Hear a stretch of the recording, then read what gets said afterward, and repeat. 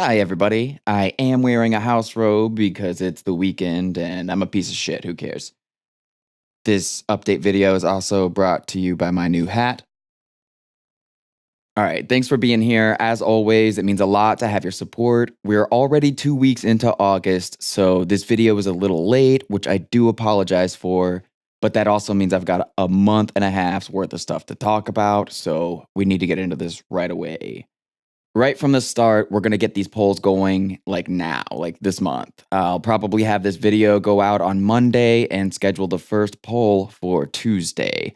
I don't know how long I can set the poll to stay open, but if I can have it going for a full month, then I will.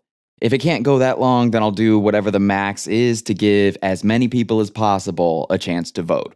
I said it last month, but here it is again. Your choice will be between a studio musician or a songwriter. That's really simplifying it, so I want to talk a little bit about each one of those jobs, but first I want to make something clear. This polling experiment will actually be determining the subject matter of 2 episodes in the second season. If a songwriter wins the whole thing, there's going to be an episode mostly focused on that songwriter. Then there's going to be a separate episode with a general look of all the studio musicians who would have been in the running for the series of polls. Vice versa, if a studio musician wins, episode on that musician, other episode with an overview of all the songwriters. So maybe that sounds confusing, maybe not. And the reason I want to do it this way is I think there are certain things you can only see through one person's perspective of a whole scene, and there are other things you can only see through looking at it through many people's perspective. So we're going to look at the recording industry in Nashville at a certain time from the perspective of the writers and the players. We're getting both takes on it, but one of them will be a little more through the lens of an individual person, and the other one will be an overview of a whole crew of people. That's what these polls are sorting out.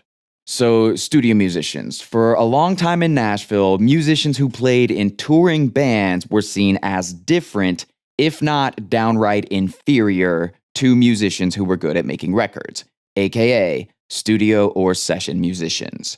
There's a lot going on in a concert environment that helps cover up mistakes. You can be sloppy if it feeds the vibe of whatever's happening, etc. In the studio, you can either play the part or you can't. If you can't, this person waiting in the corner, they can. So after this happens however many times, it just becomes standard for recording artists to work with session musicians in the studio.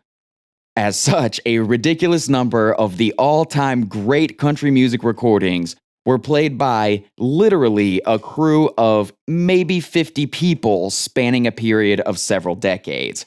This is a revolving door of musicians that is often collectively referred to as the Nashville A-Team.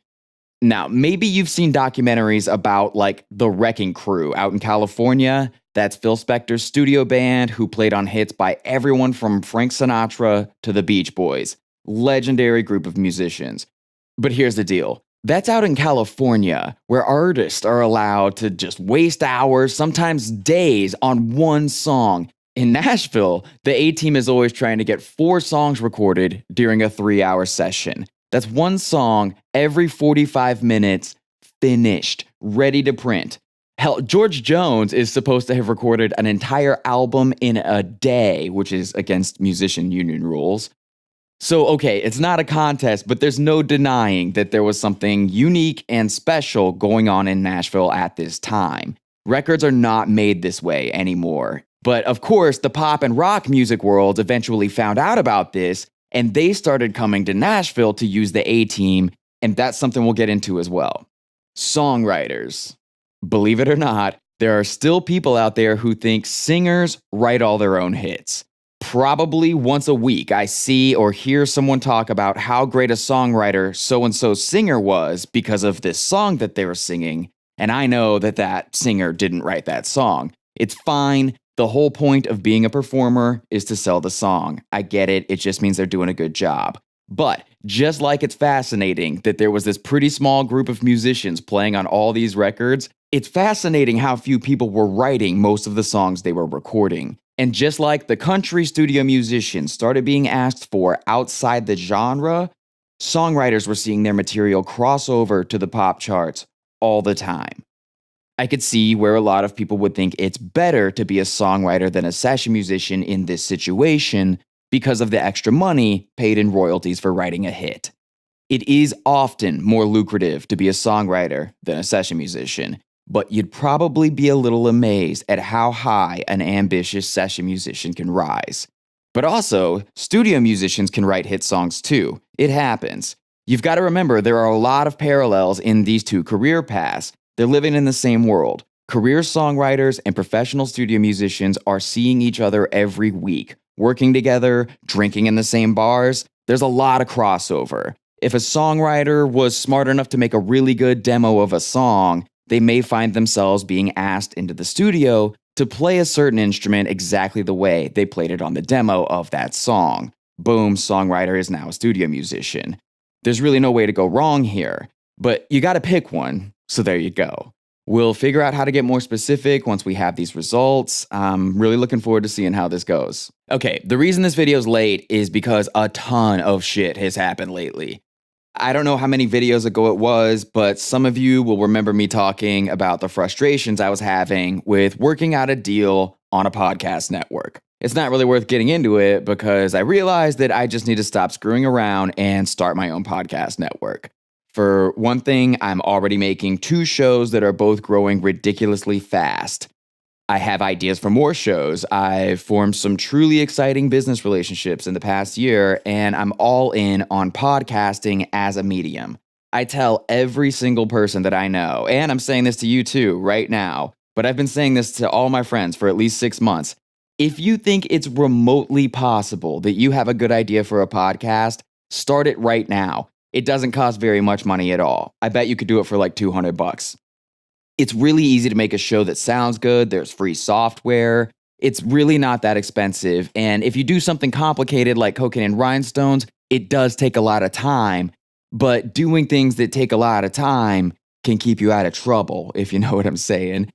So at the least, it's a healthy, fun, and creative hobby. You get to spend time making something, have it be made, and then spend time making more of it. It's really fun. But also, if you do end up having a great idea, if it turns out there are a lot of people who like what you're doing, then you probably don't have to have a boss anymore. You can spend the rest of your life just doing stuff that makes you happy. And I'm not doing that thing that actors always say you should follow your dreams or whatever. This is different because podcasting is still really new, and there are certain technological advancements that I'm pretty sure are going to happen. I think it'll be like a quantum leap for the entire field. I think the audience is going to grow by huge multipliers. And if you're already in, then you automatically have a head start. I'm not going to talk shit on anyone right now, but if you look at some of the biggest podcasts that have been going for a long time, like some of the very first podcasts that are still happening, their audiences are massive, and it's just because of how long they've been doing it. One of those technological advances, just as an example, I think we're going to have Wi-Fi internet in cars. I think that's going to be pretty standard in the near future. And at that point, I think podcasts are going to get a lot more people listening to them. So yeah, it's worth giving it a shot in my opinion. And I've been saying that to all my friends for a while and encouraging people to start shows, talking with them about the shows they might start. And a lot of these are sounding like really good ideas for shows. And if I can help it happen, then I want to do that. So it makes sense to have a network for these shows. That's going to be a lot of extra work, but it's something I want to do. It's something I know I can do. And it's something that I'm going to have a lot of really good help with too. So it's really not going to be that much time. And I'm actually not even really going to be focusing on any of this stuff until after I'm done writing season 2 of Cocaine and Rhinestones, which I know is the main thing that everyone's worried about, and which you can also tell from the way that I'm not acting like a crazy person right now, that I haven't started writing it yet. I've still got time to spend in those Hall of Fame archives. I've also got to take a little trip out to Los Angeles for some business meetings, and if anyone's going to be at the Billy Reed Shindig in Florence, Alabama this weekend, keep an eye out for me there. I'm pretty excited to see Joshua Headley and Casey Musgraves play there. You'll also be able to find me wherever D. White is playing. They've got me DJing one of the parties on the last day. I don't know much more about it as far as the specifics of the schedule, but I've already got a box of Unreal Country records picked out, and I'm headed down there with my friend Wade Sapp for the whole weekend. And I think I'm finally allowed to talk about this. SiriusXM Outlaw Country does these annual cruise ship events, and the next one is already sold out, but I've been asked to come along for the ride on that. I think there's a waiting list that you could sign up for in case someone cancels on that cruise. The lineup is pretty ridiculous. I'm very excited about that. And all these things are cool because they bring in a little money to help offset some of the expenses of making this show. It looks like I'm going to be picking up some more DJ gigs in Nashville around Americana Fest in September, but I don't have any details on that either. I think that's it. I'm pretty sure that's it, yeah. Hopefully next month's video, I'll be freaking out about all the cool stuff I'm finding in those Hall of Fame archives. Remember to eat at Waffle House, and that poll will be coming at you, let's say Tuesday. So get your vote in. See ya.